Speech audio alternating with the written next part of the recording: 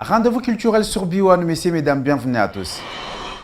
C'est l'une des grandes tribus de la province du Congo central, les peuples Woyo, un groupe ethnique pas très connu comme les autres dans cette grande province située dans l'ouest de la RDC. Quelques élus de cette tribu ont organisé une conférence de presse pour annoncer un grand festival qui se tiendra à Mwanda. L'idée est de faire la promotion et la culture Woyo, mais également ses valeurs. Située entre trois pays au cœur du continent africain, la tribu Woyo est l'une des anciens peuples du royaume Congo. Au bord de cette rivière aux allures d'une plage, nous sommes conviés à une conférence de presse annonçant le festival et carnaval de ce peuple, une rencontre culturelle de grande découverte qui se déroulera du 10 au 12 septembre prochain dans la ville de Mwanda, dans la province du Congo central.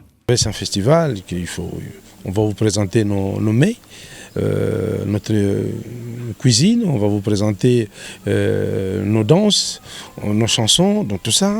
Les gens qui vont participer à cette fête doivent être associés. Jusque-là, à l'heure où on vous parle, ils n'avaient pas encore toutes les réponses, mais du moins, ça sera fait. Avec une diversité culturelle impressionnante, ce grand peuple de la RDC est pourtant peu connu du grand public, surtout ceux qui vivent ici dans la ville-province de Kinshasa.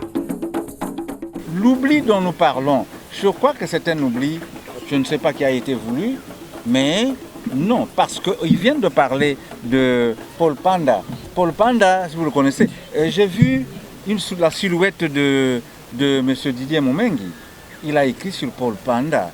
Mais en dehors de Paul Fernanda, vous connaissez le frère Zouza.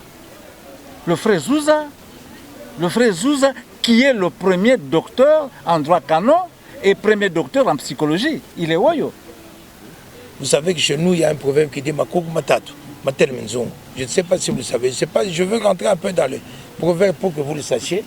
Nous avons nos frères, hormis le Woyo, nous avons nos frères Basolongo, nous avons nos frères Bakongaboma. Nous sommes à trois. Nous formons les trois roches qui tiennent la stabilité de la Barbiti. Vous devez le savoir. Ça fait partie de nos rites. Et ça, vous le saurez le jour du festival. C'est bien ça la nécessité de la démarche initiée par les organisateurs de ce festival.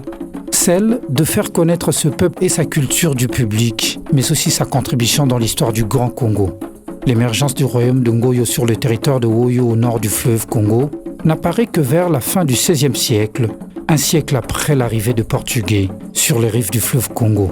La formation de l'État centralisé de Ngoyo fut rendue possible grâce à la centralisation du pouvoir, jusque-là détenu par le chef du clan ainsi que le chef religieux.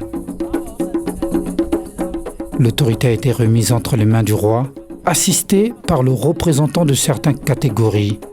En termes culturels, quoique proches des productions artistiques de leurs voisins Congo, celle de Woyo présente néanmoins quelques différences significatives. Leurs sculpteurs sont souvent peintes, décorées de feuilles ou de plumes à l'occasion des cérémonies officielles. Certains objets usuels tels que les couvercles des récipients en bois sculptés sont porteurs d'une forte symbolique dans la relation entre les hommes ainsi que la femme.